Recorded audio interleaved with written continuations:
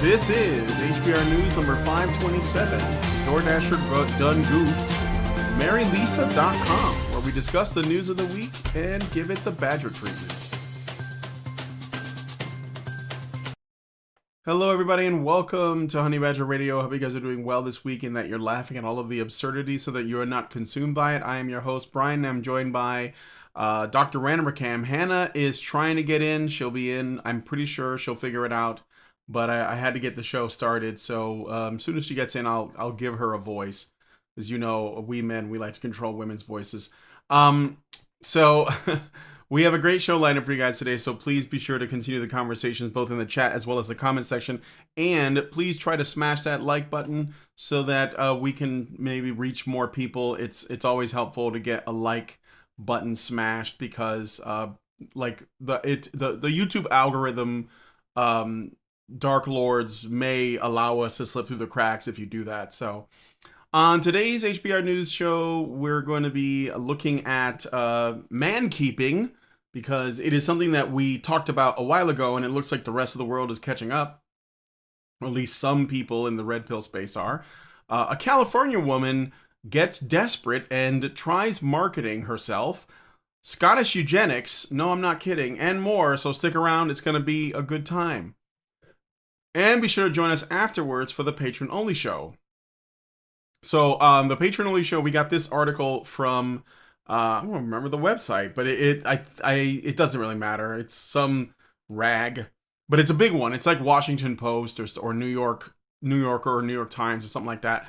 And apparently the U.S. Department of Labor is putting out a social media campaign to try to get, men back in the workforce. And, well, it's a problem because apparently there's too many white men in the imagery. They're using like a retro sort of style, and it's probably all AI generated, but that doesn't really matter because it upset the right people. So it says here the Labor Department, left people, as it were. I see what you did there. The Labor Department's social media campaign depicts a white male workforce. The campaign has drawn scrutiny, with critics saying the agency is not realistically portraying the diversity of the country and is sending messages that feel exclusionary. Yes, that happened. This is who's going to pick your cotton and your vegetables, ladies and gentlemen. I'm going to go where the problem is. Yeah, right. These are the guys that are going to mow your lawns and, watch your kids when you're at work or something. So we're going to be reading through this article in the patron show. And if you guys want to join us, you have to become a member by going to feedthebadger.com/subscribe. $5 a month will get you into Discord where you will be able to watch all of the additional content, like all of our patron shows and works in progress. And there's also lots of community things that are going on, like movie nights and game nights and such. I think they usually do game nights today or tonight. They play Cards Against Humanity, for example. Still going strong. And so please consider, if you just want to check it out for free, you can just go to badgernation.online. You'll get access to some of the public parts of the Discord. And come check us out there. And if you don't want to wake up one morning to find that we've been yeeted from the internet, then go to where our archive content is at, which is badgerfeed.com or honeybadgerradio.com. And also follow us on Rumble, because I don't think Rumble is going to be yeeting us from the internet. So our content will continue to go up there, and we would really appreciate it. So let me just do a quick, there goes Hannah. She's here. Say things. Yes, we can hear you. Yes, we can. Let me just give you a voice because the audience can't yet. So I'm just going to plug you in. Here we go. Because you can only speak because I allow it. Okay. Here we go. All right. Yeah, you're here. Okay. So with that said, as it should be. Yes, exactly. That said, let us get into today's stories. So first up, we got a follow-up. Allison and I covered it, but I figured you guys would want to get a swing at this topic as well. Yes. So I don't think it would. See, that's the thing. Like Allison was like, well, we already did it. It's like, yeah, but they got words. They got words for this, and we got to let them have it. And so we're gonna revisit this because it's awesome. So in October of 2025, Olivia Henderson, also known on, I guess, TikTok as Livy Rose Henderson, the 23-year-old DoorDash delivery driver in Oswego, New York, went viral on TikTok after posting a video claiming she was sexually assaulted during a contactless food delivery on October 12th. She alleged that the customer had deliberately left his door open and was passed out on his couch with his pants down, exposing himself as she approached. Henderson recorded the scene from inside the home and shared the footage online, accusing the man of intentional exposure. The video sparked widespread debate about gig worker safety, with many initially supporting her, while DoorDash quickly deactivated her account, stating it was due to a privacy violation for filming and posting inside a customer's home without consent, not for reporting the incident. Following the investigation, Oswego police found that basically they have arrested her. Arrested and charged with 2 Class E felonies: second-degree unlawful surveillance and first-degree dissemination of an unlawful surveillance image. So they found no evidence of criminal intent or sexual assault on the part of the customer, who was intoxicated and unconscious inside of his own private residence. Okay? So these are under New York law, each carries potential penalties of up to 4 years in prison. Authorities cited her entering the home beyond what was necessary for a contactless drop-off. Literally, you just leave it at the door. I know, because people get DoorDash all the time around here, and that's what they do.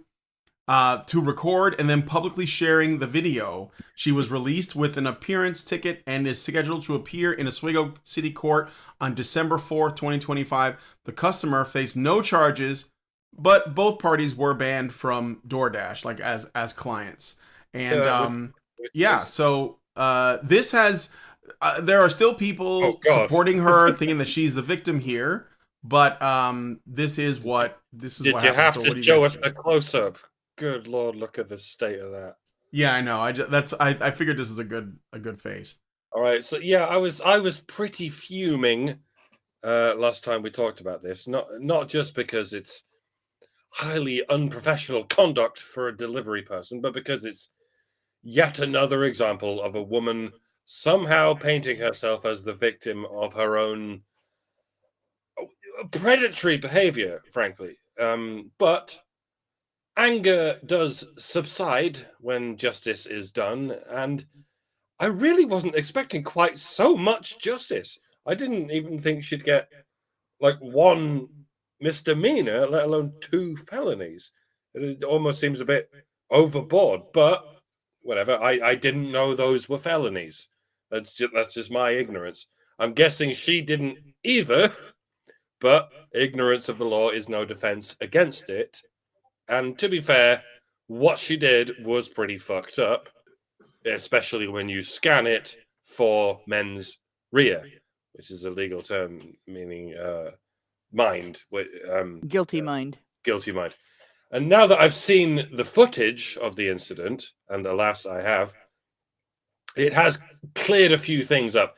Yes, the door was wide open, and you could see from the doorstep, albeit at an angle, a rather acute angle, that there was a person lying on a sofa, but he clearly wasn't moving or looking up from his reclined state. And at a glance, it wasn't at all apparent that what he was wearing or not wearing, unless you go out of your way to examine the scene. And that's what she did. She very much examined the scene. She called it sexual assault, and only a deluded feminist Darvo artist could possibly call that a sexual assault. The remaining question is, was it indecent exposure? And I'd give it a fairly confident no, and it seems like the law agrees. But did she even act like it was indecent exposure? How do people normally react when they become the victim of indecent exposure? I mean, you'd probably scream and run, right? Or at least you'd make some kind of startled noise and then walk away pretty fucking quickly. If she had made a startled noise, it probably would have woken him up. As you can see by the footage, if you have seen it, what she did was quietly take her phone out, film the scene for several seconds, even zoomed in on the centerpiece of the scene, and it was an optical zoom, And then she walked away down the driveway, still recording. She held the phone up to her face and nonchalantly said, "That's fucked up." She did the meme, folks. The one about how when men want to show you a picture of something, they show you the thing. But when women want to show you a picture of something, they show you the thing with her face in front of it. And that's what she posted on the internet. She couldn't help herself. It would still be a double felony with or without her face, but the self-insertion of her face gives a reasonably clear indication of her motive. She wanted to be famous. She wasn't filming evidence of a crime so she could show it to the police or even to DoorDash. She was filming an episode of the Livy Rose Henderson show so that she could display it to the whole world for clout, for entertainment points, and indeed for victim points. Those two kinds of points are one and the same in the fucked up mind of a feminist. Of course, ironically enough, the filming was itself the crime, and the insertion of her face only proved, bang to rights, that she was the criminal. She went ahead and shot herself in the face, figuratively and kind of literally. So, all in all, it's kind of hilarious. I can't stay mad at someone who does something as hilarious as that. She deserves applause. If anything, it's the greatest cell phone of the year. And she did it with a cell phone. It almost makes you wonder if that's why they're called cell phones. But you just love it when a plan comes together. A cell phone plan. I'm just milking it at this point. There you go. Yeah, rot in jail, you stupid bitch. You get what you fucking deserve, and so on.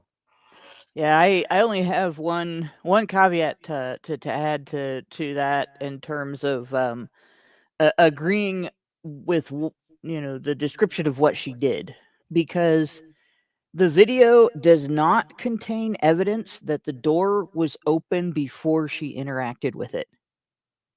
This is something that you have to understand.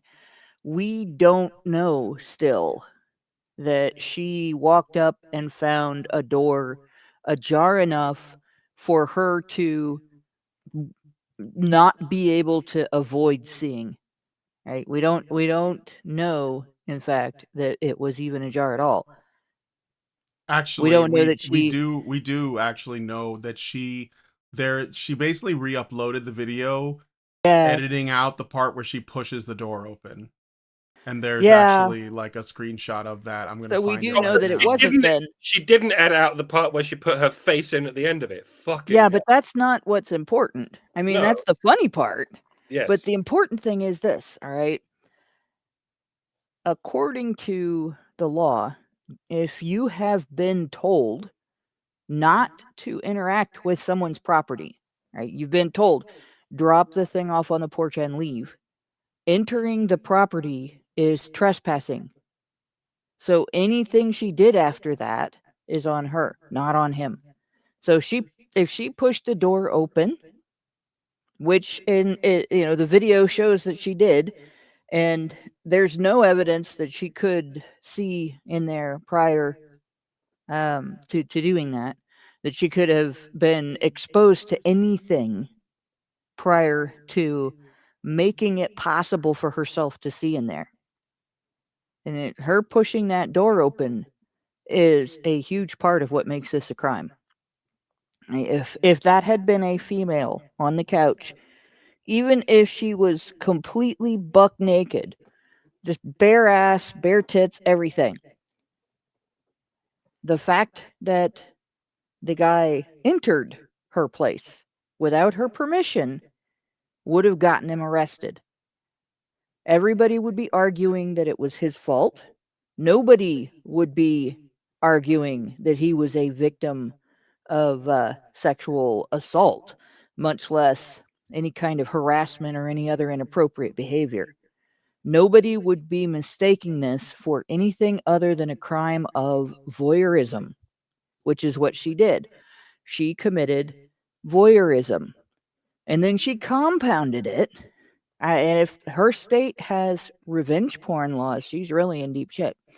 She compounded it by publishing a nude image of a person against their will. Now, voyeurism has been illegal for generations. So it's not something like, you can't really blame voyeurism laws on feminists, right? But revenge porn laws, you can. Because they're the ones who advocated to get those laws passed. That if you are in possession, even of nudes that somebody gave you, and you put those on the internet against the will of the individual who gave them to you, that is a crime, and it's considered a felony, and you can go to jail for that. They knocked down several revenge porn sites, and I'm not saying that there's any objection to that, but I did say when that passed that the first state that passed that, my response was, this is going to come back to bite feminists in the ass, and here is where it did. She's going to go probably to jail for both entering this individual's home after he told her not to. He explicitly told her not to. And then also, if their state has revenge porn laws, she's going to go to jail for that. So I don't feel bad for her. What she did was predatory. She exploited a passed out drunk naked man for clicks. And she publicly humiliated him for clicks. And no man would get away with doing that to any woman.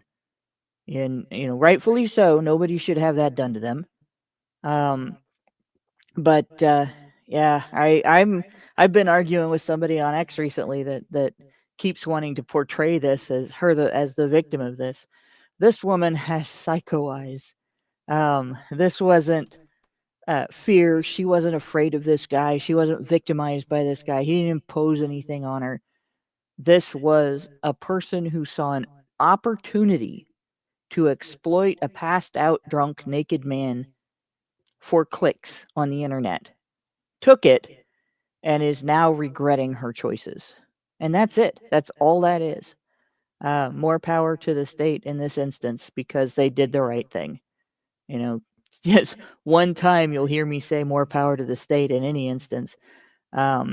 Women need to know, being a woman doesn't mean that you can do this, and it doesn't make you a victim when you prey on someone else. This is the same preying sexually on someone for clicks, which is sexual pleasure in its own right for this chick. Like she's getting her ego fed by doing this. Isn't really any different than sexually preying on someone so you can masturbate to the photos.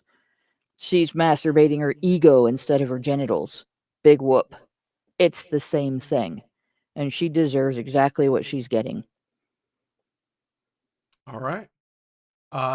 Sounds good to me. So yeah, again, this is good news. Maybe we'll call back in like in a few months when we've got the results of her trial. And yeah, we'll be like, we can check back with that. I think mean because she was found not guilty on both charges? Yeah. I hope not. Yeah, she's gonna be appearing in court in December 4th. So, we'll probably find something by that time, unless these things take time. There might be multiple hearings, but we'll definitely follow when we know more. So let us know what you guys think about this one in the comments. We're gonna move on to the next story. So, on November 14th. And I found this out the other day, and I thought it was crazy. An independent expert group chaired by Professor Anna Gasler, Scotland's women's health champion, published a report commissioned by the Scottish government recommending sweeping reforms to abortion laws. The key proposals include fully decriminalizing abortion for women, removing all criminal penalties for self-managed terminations, allowing abortion on request for up to 24 weeks without needing any specified grounds or approval from two doctors, and regulating the procedure purely as healthcare rather than under the 1967 Abortion Act. The group explicitly advised that any new legislation should not include a specific prohibition on sex-selective abortion, arguing there is no robust evidence of it occurring in Scotland, that such a ban would be unworkable, requiring intrusive questioning of all women or racial profiling of certain ethnic communities, and that it could deter access to care. The recommendation sparked immediate controversy, with politicians, pro-life groups, and some media outlets accusing the SNP-led government of paving the way to legalize sex-selective abortions, a practice currently unlawful under interpretations of existing UK law, as fetal sex is not a valid ground. Critics called it morally repugnant and dystopian, warning that it disproportionately affects female fetuses. So, sex-selective abortion exists. Female fetuses most affected. Or at least they're proposing sex-specific abortion. So if you find out you have a boy, you didn't want a boy, you can abort the boy, for example. The expert panel and supporters rejected these claims as misleading, emphasizing the focus on decriminalization and women's autonomy, not endorsement of sex selection. The Scottish government, via Minister Jenny Minto, stated it is only the first stage of review, will gather further evidence and stakeholder views, and has made no decisions on implementing any changes. Sex-selective abortion remains illegal under current law, and no bill has been proposed. So this is just like tabling an idea from the. Let me just go back and get this person's name again. Professor Anna Glazer, Scotland's women's health champion. Apparently, she's like some kind of warrior. I don't know. Bring forth your champion of women's health. But yeah, she's the one proposing. She won the Women's Health Olympics. 2 cunts enter, 1 cunt leaves. So anyway, so yeah, what are your there you go. There's the writer. There's been outrage from both sides, well, from many sides, but as you already heard, what the outrage sounds like from the feminist side. This is going to allow people to kill female babies. I mean, abort female babies. I mean, abort female, not babies yet. I mean, abort birth-giving, not babies yet. Not babies yet who were assigned female at birth. I mean, before birth. It's a wonder they can discuss this shit at all when every aspect of it is something they have to twist into this euphemistic spaghetti. And when they're quite finished with all that shit, you have to ask them, but who would do that? In what kind of culture would people make a habit of killing female babies, like specifically female babies? And that sends them into another tailspin of cognitive dissonance, because the only option in their playbook is to blame everything on white men, and white men don't do that. Men in general don't do that. Unless you count the doctors, but even they don't have the power to elect such elective procedures. They can't blame it on religious people either, because religious people generally aren't allowed to do it to any fetus. At the very least, they heavily frown upon it. They're thinking of China, aren't they? That's the stereotype they're thinking of. And it stops them in their tracks because they haven't done all that much thinking about it. There used to be a one-child policy in China, and at the time, daughters were not legally obliged to financially support their families like sons were. So, Chinese mothers got into the habit of drowning their baby daughters, and it was the mothers. But hey, when you remind people that men are raped more often than women are, when you include prison statistics, you're invariably told, yeah, but those men don't count as victims because they're raped by other men. Okay, okie dokie. Then females don't count as victims when they're killed by other females. Womp womp, no harm done, not my fucking problem, right?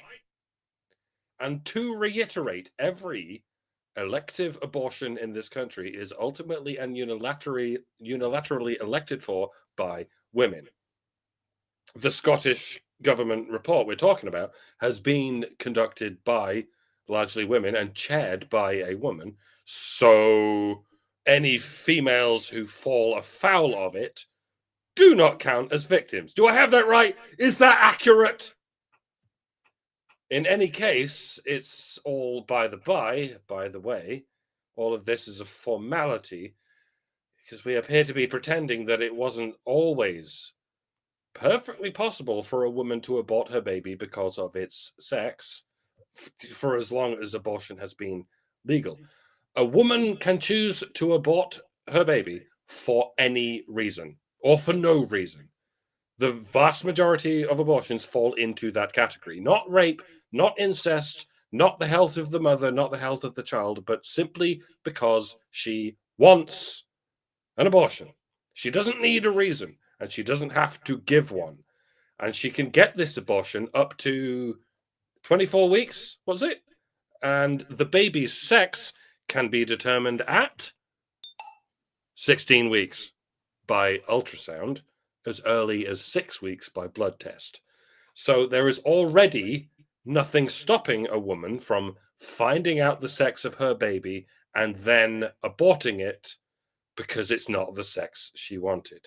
She doesn't have to tell the doctor that that's why she wants it aborted. She can just say, because I say so, and that's enough. She can keep her secrets to herself.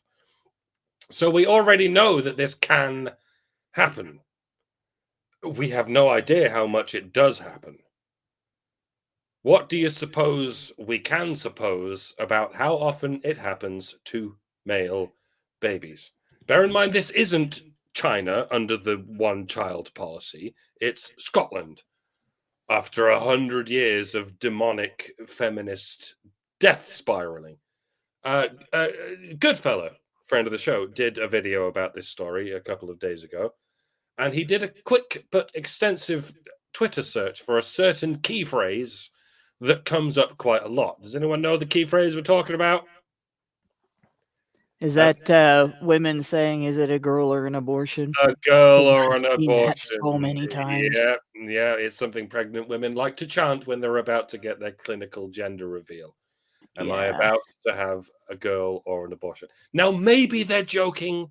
Maybe most of them are joking. Maybe 100% of them are just joking. What do we suppose are the chances that 100% of them are just joking, given the aforementioned century of bloodthirsty feminist insanity? So don't give me this shit that this is going to cause people to kill female babies. All it's going to do is provide further justification for the male babies they're already killing. The only thing I'm sort of emergently worried about is whatever clause is indicated by this phrase. What was it? Removing all criminal penalties for self-managed terminations.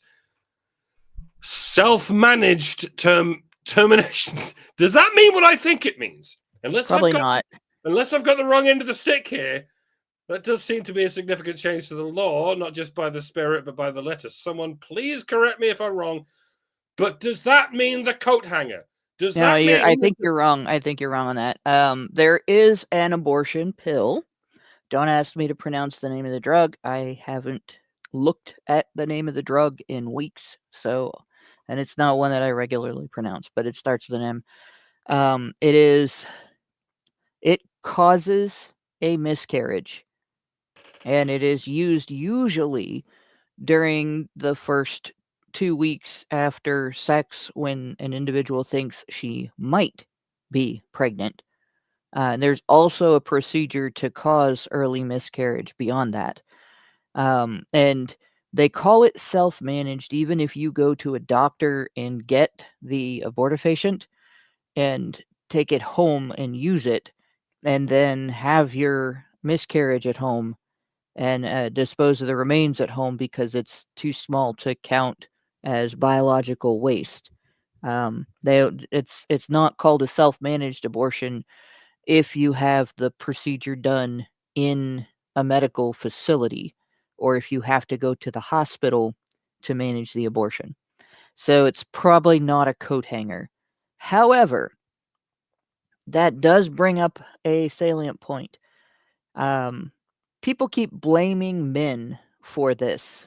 The concept of abortion itself, the incidence of abortion, the fact that women, quote unquote, have to abort, which is a lie. In the modern Western world, women have access, and in the UK, women have access to like 16 or 15 different categories of birth control paid for by the national healthcare system.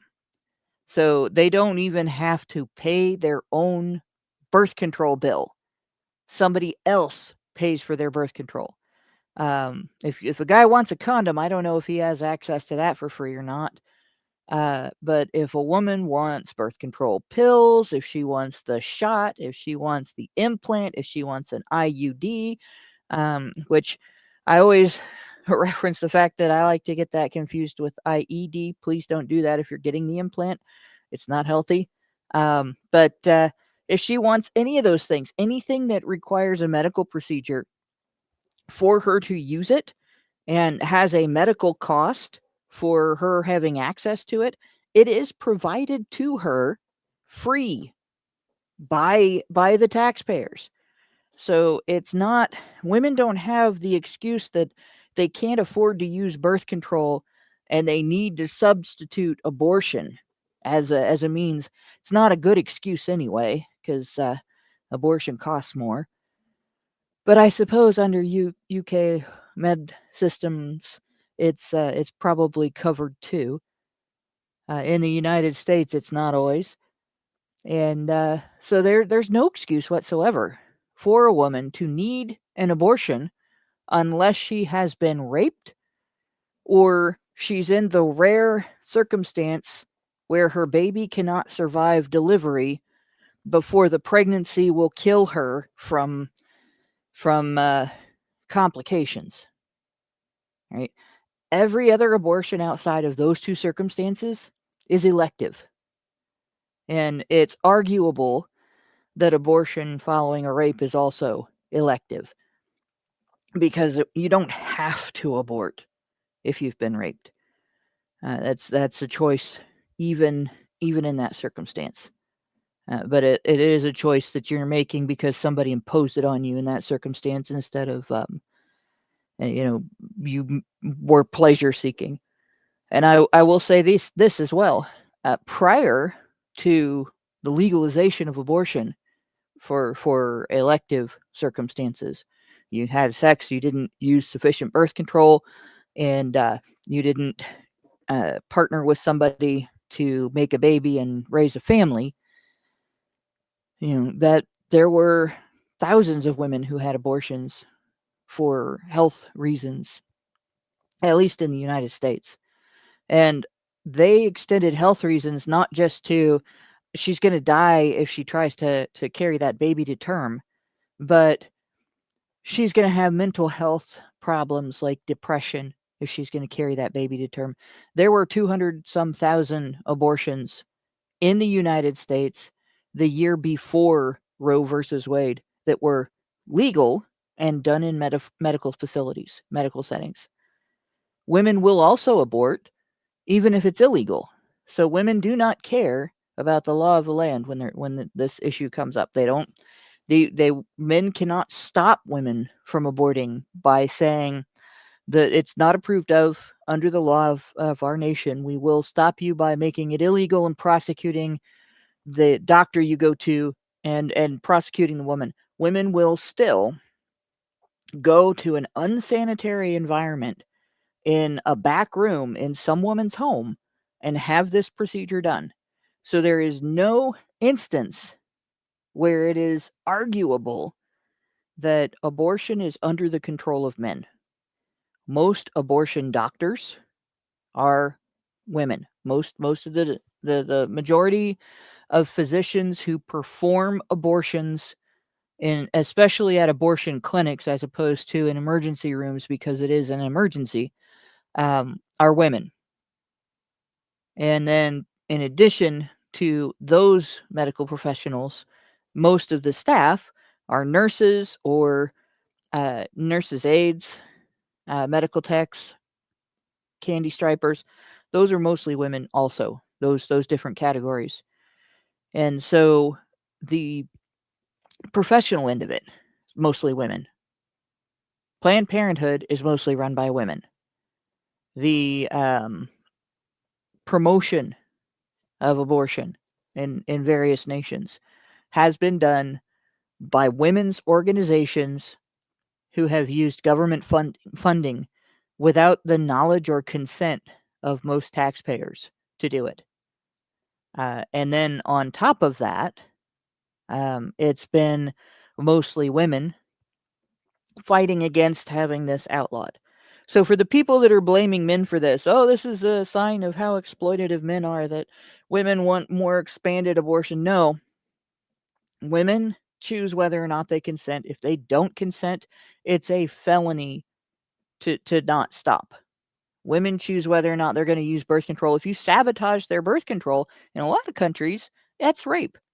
So you can't even argue that women aren't in control of that.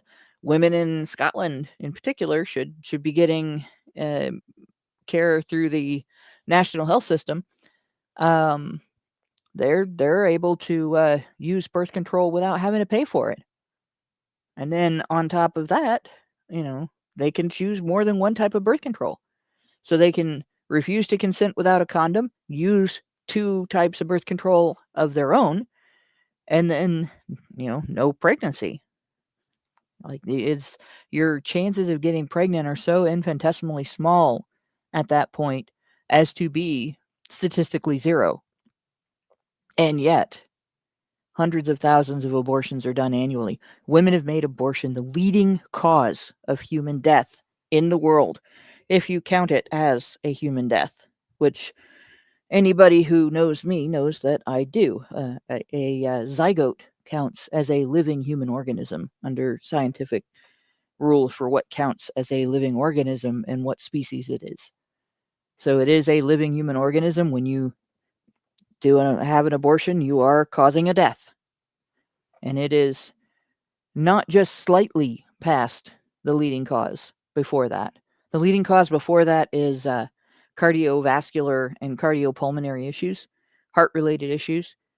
And if you put the two next to each other in a bar graph, the bar for abortions would be half again as high as the bar for cardiopulmonary and cardiovascular issues. So it's not even close. It's a huge cause of death. 3 in 10 pregnancies around the world are aborted. And people are wondering, what's the cause of low birth rates? Well, 3 in 10 pregnancies around the world are aborted. And before people are like, oh, you're misogynistic, you hate women, blah, blah, blah. Name one instance where men have a legally protected right with legal impunity to use deadly force against an innocent third party to avoid the natural consequences of their own pleasure seeking, and then blame their co-pleasure seeker as a socially acceptable means of not taking accountability for it. Oh, wait. Load something into the comments. Say one thing in the comments that you think involves society going, yeah, men can seek this type of pleasure, and then go out and kill someone to avoid the consequences, the naturally occurring consequences of that pleasure seeking, and then blame the person they were pleasure seeking with instead of themselves for their perpetration of that violence. Because I don't think anybody can. So this is a woman perpetrated, female worker-led industry that serves female consumers at the behest of women's advocates doing women's bidding by women's exclusive choice. No man can be blamed for this. Not one. And yeah, it wouldn't surprise me if there is a loophole in this proposed set of laws that does include the coat hanger or any pair of tweezers that you can get hold of. If she finds out it's a boy, she's perfectly within her rights to hook it by its barely formed testicles and yank it straight out into the kitchen sink, and then eat it or something. Is that what's coming next? Women can just eat their babies alive like starving rats.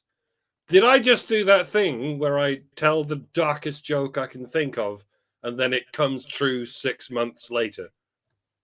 I do that all the time. I fucking hate myself for it. So I'm going to stop talking for the good of humanity.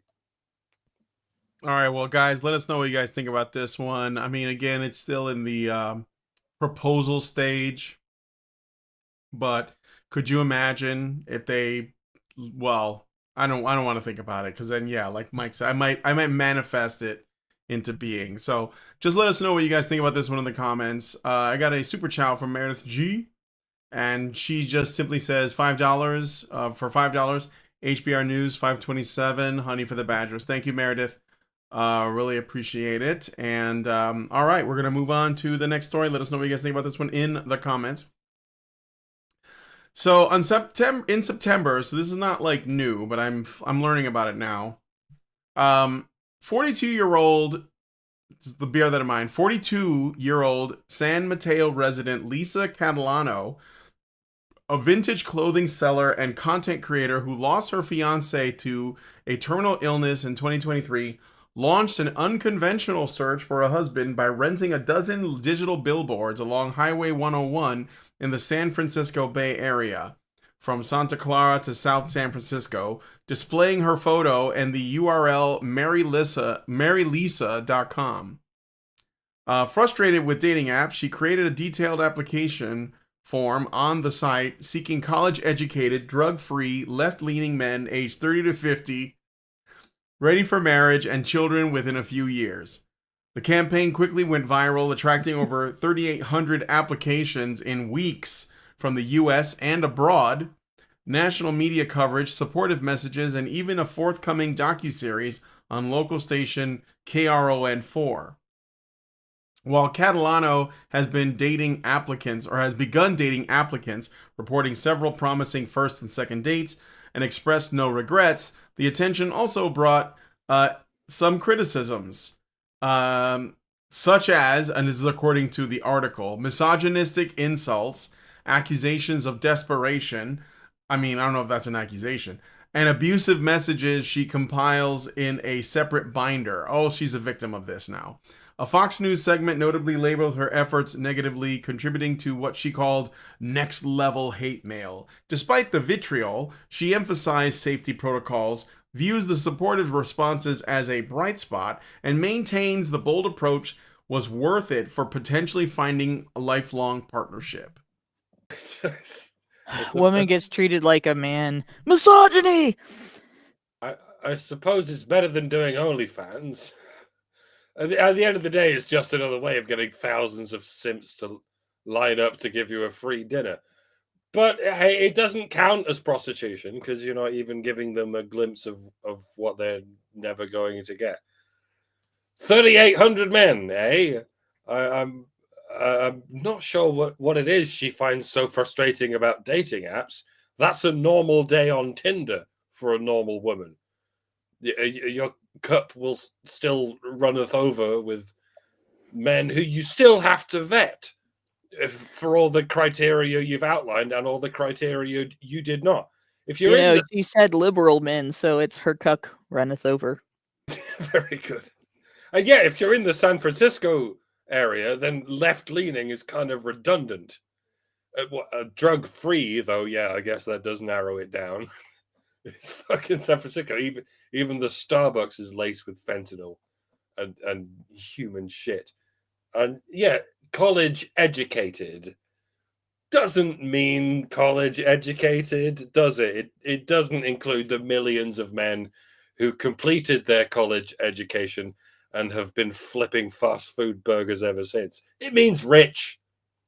It means raking in at least 6 figures a year, preferably 7.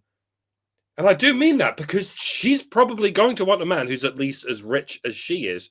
And Jesus, tap dancing, juggling on a unicycle, Christ. Just how loaded do you have to be to afford a dozen digital billboards on a highway in San Francisco? There are Fortune 500 companies who can't afford that kind of swag. Like, no wonder she got 3,800 potential suitors. Most of those will be like temp worker bums who thought they'd shoot their shot with a filthy rich MILF. I mean, it's San Francisco. 3,700 of them are probably Indians who work in IT. Beautiful. Oh, so beautiful. Most of them are calling from Calcutta and telling her, "Do not redeem." I mean, God bless her for trying. I'm not throwing her any shade. Like, well done for doing what you can. I just don't know what the fuck she's doing, or what she's supposed to do with that many candidates. I assume she has like an office of paid administrators spreadsheeting all of these men to try and weed out the overwhelming saturation of pathetic, insufferable, left-leaning, college-educated men. It's kind of a curious inversion of what a pimp is, what a madam is, I guess. It's a network of black market pen pushers all trying to get one woman laid. It's fascinating, actually. Let me know how it goes. Let someone at Netflix know how it goes. There's at least 3 seasons of shenanigans in this, for sure. As long as you turn out to be a troon, of course, because it's Netflix. And then if your husband turns up alive and he's a troon as well. He only faked his death so he could go off and live the troon life. But then he finds out you're a troon too, so he falls in love with you all over again. But you don't want him back because you want to conquer a battalion of cisgendered underage boys, like so many troons do. So much potential for arcs and whatnot. I'll write it myself if I have to. All right. I think I'm already doing it. All right. I'm gonna work on it. Call me. But not for sex. I don't do troons. There we go. My initial statement is pretty much my main take on this. I don't know what she's complaining about. I mean, if she was a man, that's exactly what would have happened. Except that he wouldn't have had the excuse, "You're being misogynist for criticizing this." Men who put their profiles on Tinder often get, "Oh, nobody's going to date that guy. Look at that guy. That's a terrible picture. What the heck? Oh, he's under 6 feet tall. No, nobody's going to date that guy. I'm not interested. That kind of thing." And on top of that, the idea of actually approaching a woman is discouraged. There are even dating sites that women will flock to where, the men can put their profiles up and everything, but they can't be the first one to message. She has to be the first one to message. So, it's women treat it like, the dude being the first one to message makes him creepy. And men get treated like creeps for approaching women in social settings where people usually go to find someone they might want to date. Men get deemed creepy, weird, or otherwise illegitimately bad. Any kind of nasty negative characteristic for preferring that a woman be college educated, preferring that a woman be healthy, and not a land whale if they want to date her, preferring that she has some of the same kind of interests as he does.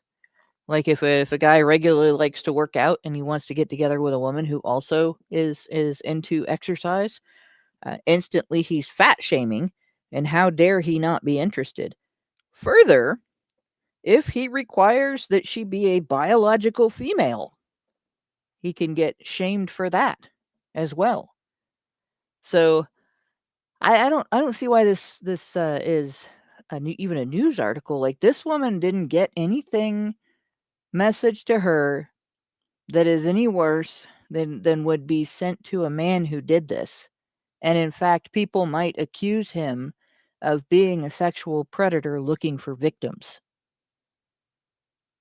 And in fact, a man who did this might even be investigated by police after getting reported as a sexual predator looking for victims because of the misogyny narrative, because of the bear narrative, because of the XYZ percent of this particular or that particular so-called gender-based violence is male perpetrated, despite the fact that you're talking about less than 0.1% of the population's perpetration, as if the gender balance of that perpetration relates on or reflects on either sex.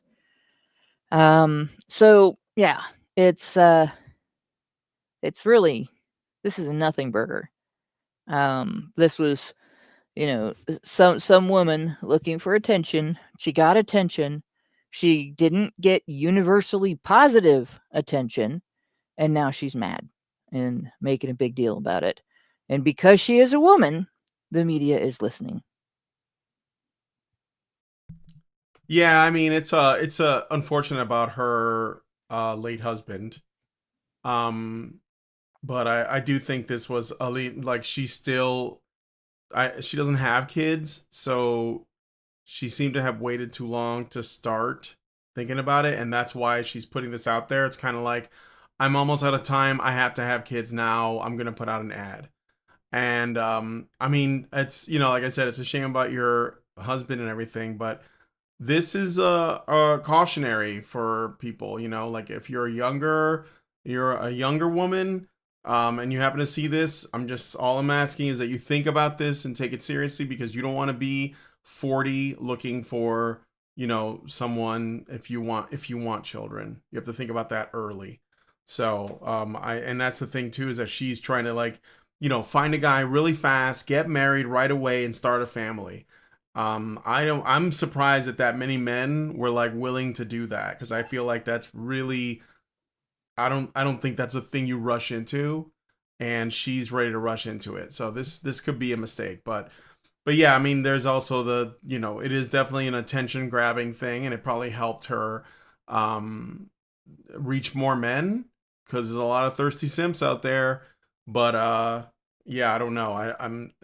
This is just, all I'm saying is, like, if you're young and you're fertile, don't waste your time. If this is what you want, if you want this, get on it right away, or at least start thinking about it and taking it seriously. And don't do this thing where it's like, well, I have so many things I want to do, and then you're like 40 and you finally find somebody, and then he dies, and now you're like scrambling. So I don't know, but let me know what you guys think about this one in the comments. We're gonna move on to the next story. So, all right. So, mankeeping is now in the mainstream, and it's being covered by Vice.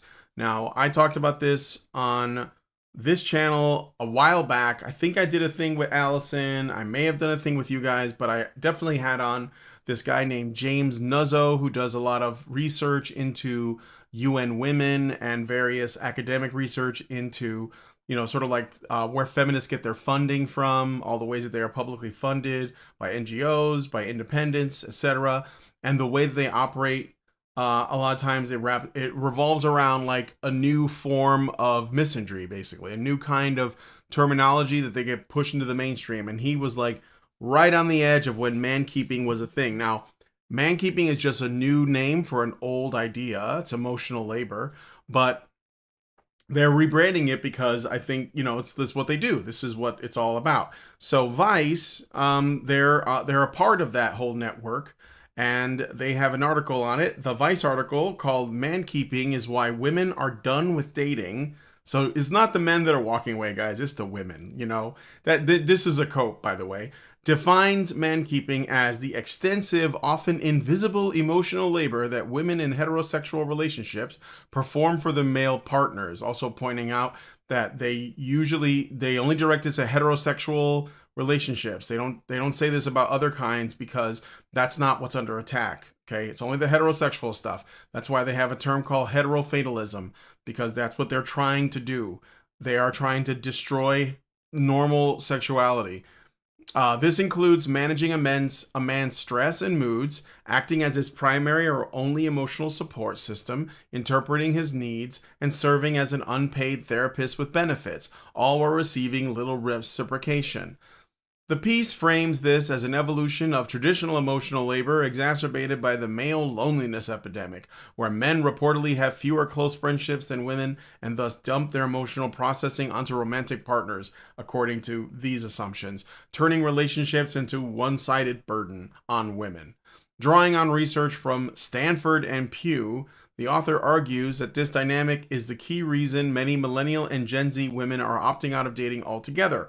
Only 38% of single American women are actively seeking relationships versus 61% of single men, preferring the peace of being alone over constantly keeping an adult man emotionally afloat. The article portrays women's choice to stay single not as defeat, but as a rational boundary, concluding that until men build better support networks and relationships become more mutually supportive, more women will walk away, because solitude is far easier than managing someone else's inner life without help. The tone is empathetic towards women's exhaustion and unapologetically supportive of prioritizing personal peace with women. I That have to is jump in on this one. okay. This pisses me off. 100 years ago, if a man wanted to make friends with other dudes, there were dozens of different clubs and organizations just for men where they could go and associate with people based on common interests, whether it was an interest in sports, an interest in a particular job or hobby, um, whether they were men with high income who were philanthropic and trying to relate with other men who were also high income and philanthropic. There were organizations just for that. Guys who wanted to be involved in civics, guys who wanted to be involved in business in general. Um, all of these organizations could be male only. They could bar women, and they could allow men a female free environment in which to hang out, relate to each other, organize their thoughts, organize socially, and just do their thing. Be dudes without women, without female supervision, without getting told they're doing it wrong, without being called misogynist for any complaints they might have about their wives, without being called a misogynist for any ideas they might have about dating, nothing, right? And then on top of that, you also had bars that were called stag bars.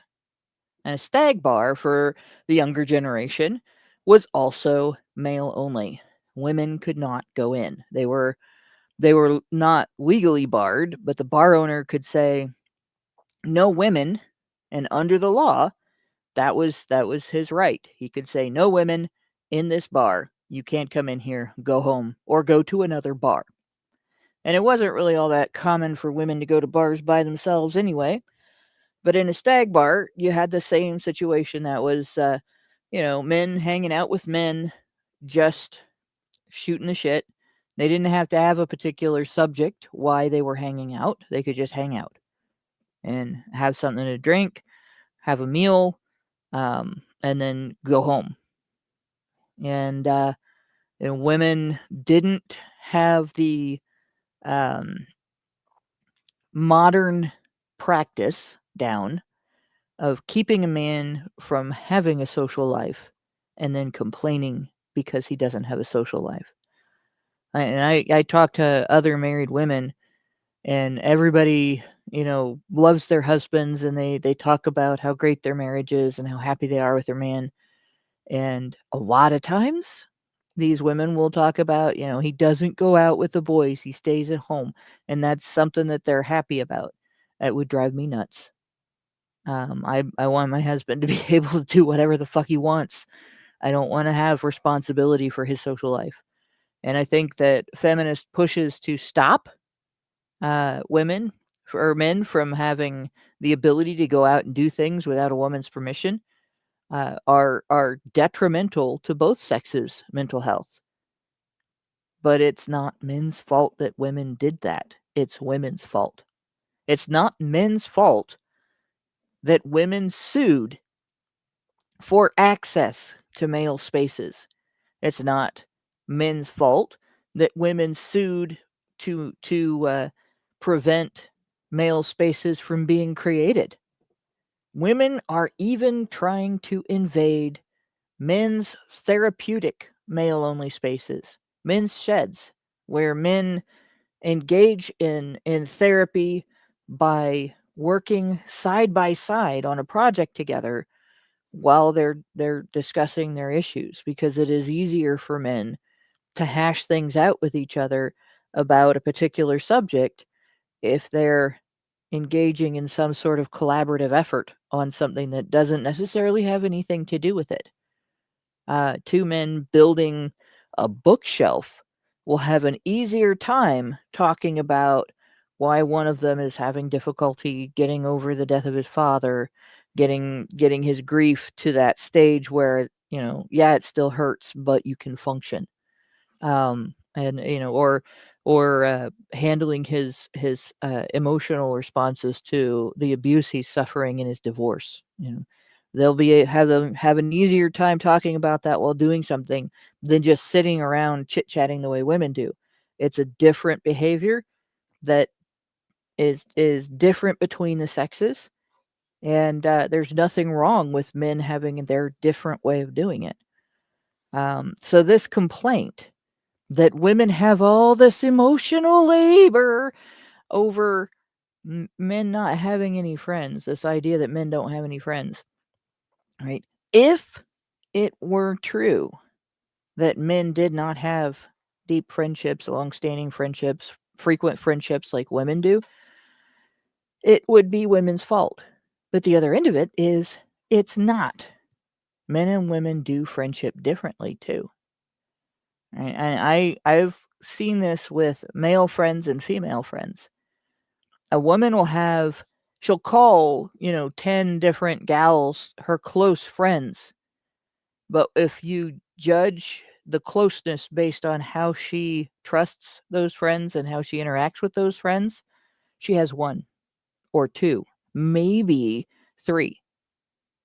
And the other 7, 8, or 9 of them are people that you can't tell anything to without having it plastered all over social media or being judged for it instead of given advice. And you have, people that will literally sabotage each other and still claim to have a friendship. And it's not just competitive, friendly competition. It's cutthroat, angry, hateful, lashing out behind each other's back with claws and teeth. And then the moment somebody turns around, just like cats, all of a sudden it's all, cute and cuddly and looking innocent, except that there's no innocence there at all. Right? They've just torn each other to shreds, and you didn't notice. Men seem to be more upfront about that. So if two men are not friends, if they're not in a real friendship, you know it, and they can do rivalry without being mean to each other about it if they are friends, and maintain that friendship. And even men who are cutthroat with each other can maintain mutual respect that women have forgotten how to do. So you have a very different situation between men and women in how they treat each other as friends, and how they treat the same sex as friends. You also have a situation wherein if a woman has a male friend who is just a friend, her guy is not allowed to complain, criticize, suggest that there's something else going on, and she needs to keep a distance and not hang out alone with that guy and that kind of thing. And if anybody says any differently, they're a misogynist and they're slut shaming and they're all that. But if a guy is hanging out alone with another woman for more than 5 minutes, something's wrong, right? He's accused of something. He's accused of something going on. A guy often in relationships can't even say hi to a classmate and talk about when the next class reunion is coming up without his wife or girlfriend going, "How do you know her? You know, how close are you guys? What have you talked about? Why are you going there because she's going to be there?" It's completely different between the sexes and how people react. And as a result of this, you know, men are very limited in who they can associate with, but at the same time, men will form deep, trusting, supportive, and very closely understood between the friendships with other men, where maybe they haven't hung out in a week or a month or even a year, but if they call the other guy up, the conversation starts back up like it never ended. If they call the other guy in for a favor, he's right there. And if one of them is with somebody who is doing something that she shouldn't be to him, the other guy will be there for him when he falls without going, "I told you so. You should have known better." Well, that woman, she saw an easy mark. You're gonna have to make up for that in our friendships. You threw me over for a bitch. Like they just help the guy pick up the pieces and move on. And whereas women will step on another woman in a situation like that, tear her down further before helping her because it gives them power. So I don't want to hear any bullshit about women being frustrated with this situation because, first of all, you created it, and second of all, you're lying about the dynamics of it. So until you can be honest about those two things, don't come bitching to me. Learn to live with men who are men, and learn to let them be themselves and let them be together without bitching about it, and then get back to me. Yeah, this shit just bores the crap out of me at this point. It's the same bollocks repackaged over and over. Mankeeping is just a rebranding of emotional labor, of male fragility, of toxic masculinity, of patriarchy, of the problem that cannot be named, as it was called in the 50s, even though they find a new name for it every couple of fucking years. Men are damned if they do, and damned if they don't, and damned if they neither do nor don't do, or anything in between. Men spend more time at work and they're nagged for being absent. Men spend more time at home and they're nagged for being deadbeats. Men throw themselves into their hobbies and they're nagged for being boring. Men abandon their hobbies and they're nagged for being boring. Men are nagged for doing anything other than devoting themselves to the women in their lives. So men devote themselves to the women in their lives, and then those women resent them for being needy. Men invent machines and build those machines and pay for those machines and maintain those machines so that women can have more free time to spend with their friends. But if he goes to the pub with his friends maybe once a month, he gets a fucking earful of nagging when he comes home an hour later than he's supposed to. It's just men do everything they can to make women's lives easier, and women respond by doing everything they can to make men's lives more difficult. It was what it looks like is an abusive relationship. And it is, but what it really resembles is the relationship between parents and their teenage children.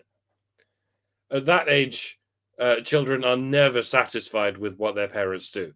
All they can be is annoyed and ungrateful. Most teenagers, I mean. Everything is either too much or not enough. Parents can never find themselves in the Goldilocks zone. They're always pushed away from it like magnets. But, this is to be expected from teenagers. It seems to be a natural phase. Evolution pushes us into it, presumably to prepare us for adult independence. You just have to stick it out until it's over, and when it's over, you can finally appreciate each other as fully formed adults. But it is not a natural dynamic when it comes to men and women. They're already supposed to be fully formed adults who have already got over this phase.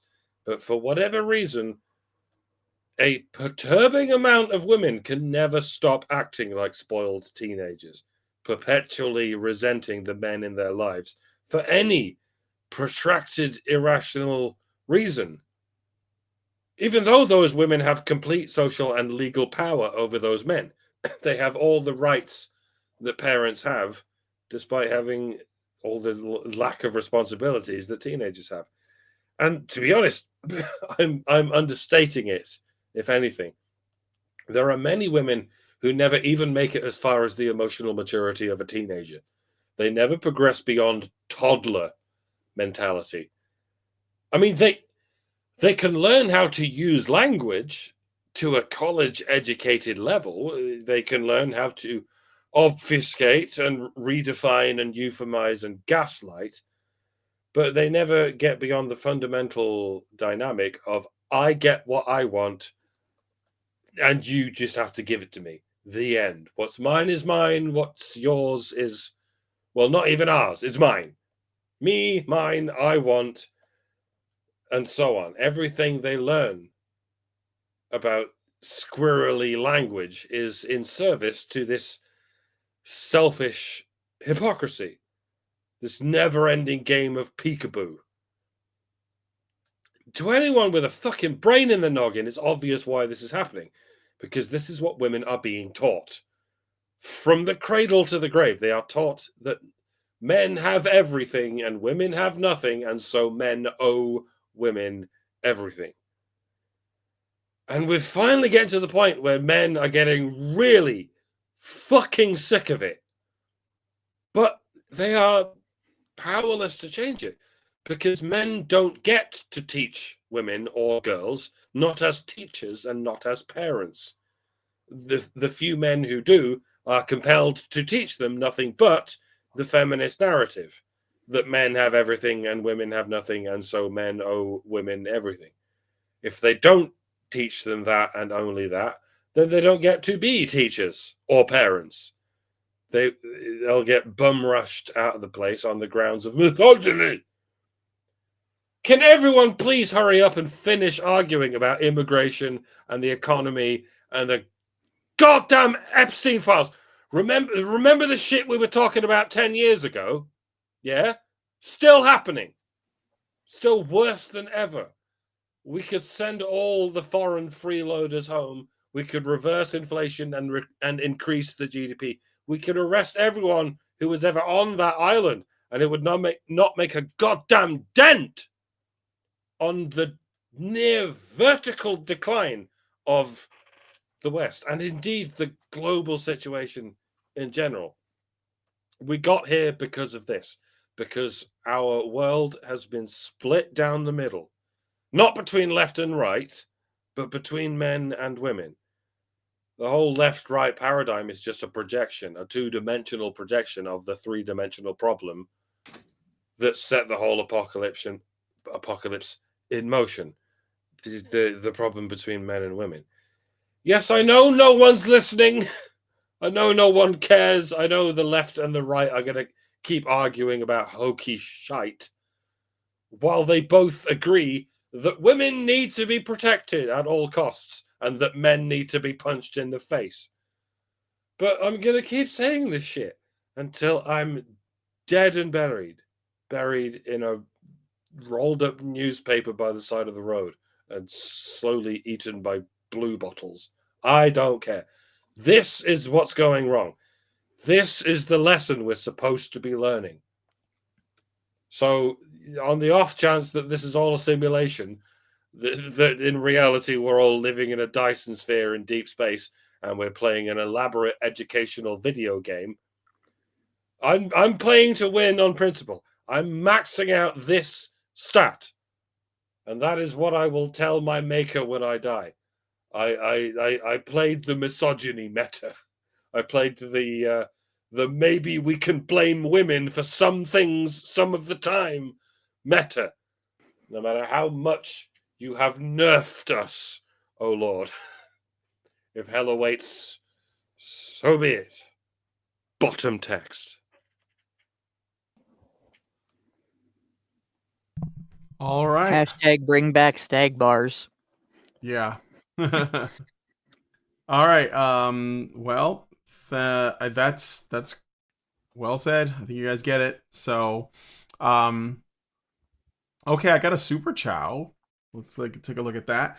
Zeranx gave us $10. Thank you, Zeranx, and says on the subject of man keeping, the following article is 2 years old. Better Bachelor has covered the author more than once. The pool of men these women draw from is ridiculously small, and it's their own doing. The husband store joke is something few women appear to stop, and you'd think they benefit from it if they could. The article is by Jana Hawking, archived, of course, and she realizes that she and other women she knows are sharing men. They're called Spit Sisters. Ew. And he Ew. includes a link. I'll go ahead and look at it really quick. I couldn't find a nicer way to say that, huh? I just read it. I probably should have.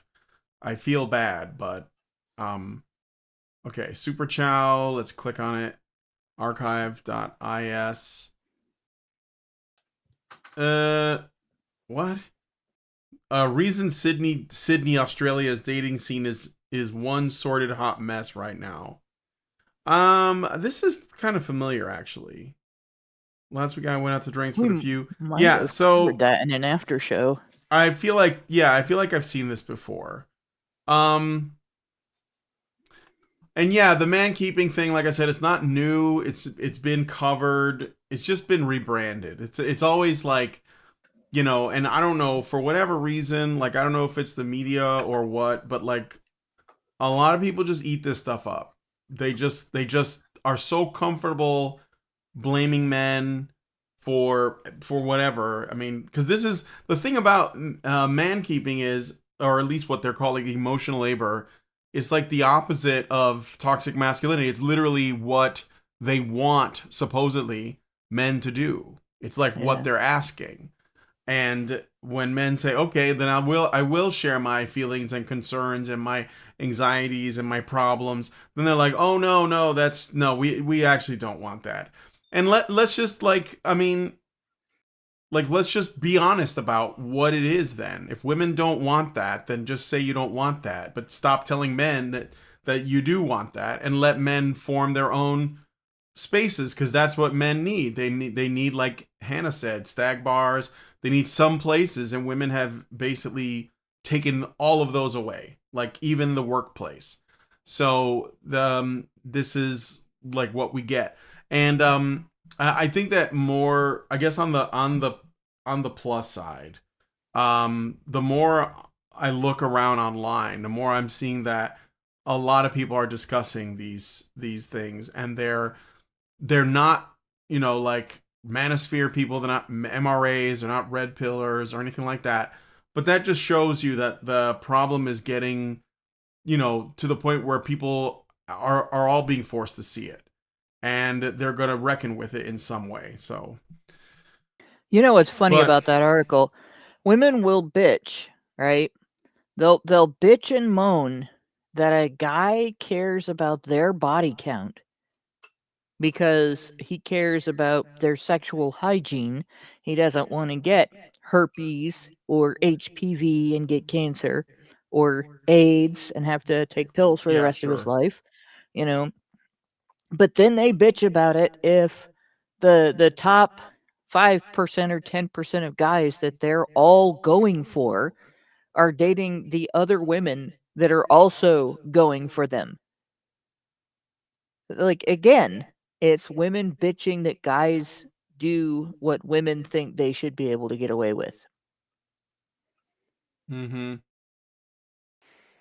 Yeah, for sure. So yeah, not a new thing. I just think that they're, like just trying to look for new ways to rebrand it, and I don't think there's any goal. Like they don't really want a solution. They want to make normal women more and more repulsed by normal men. They're intentionally driving men and women apart, and it's been that way for forever. It's from the beginning. That's what it was about. So every time they come up with a new term, and the thing is, most men, I mean, I think most men don't really take it seriously, or they don't really react to it. They don't really take it to heart that much, but women do.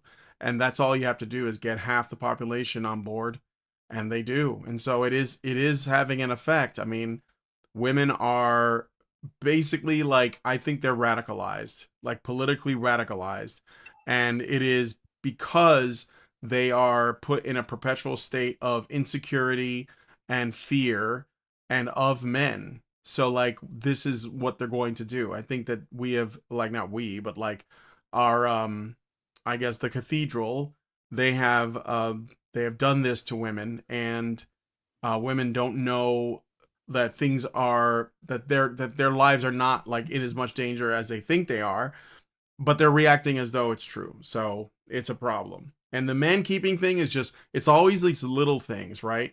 And you just look at like women on TikTok or social media talking about what they want from man, or just like shitting on men because they voted the wrong way, or whatever it is, just being men. They're looking at the data of women going far, far, far left, and they're saying, well, it's the men's fault.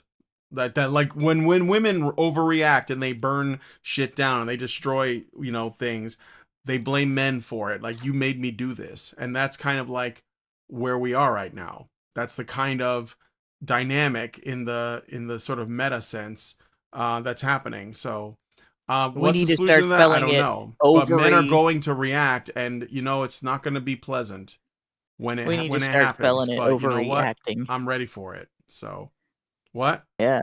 We need to start spelling it ovary acting Yeah. instead of overreacting, Yeah, because it is something that is unique to women. for sure. The way that women overreact is completely unique to women. Yep.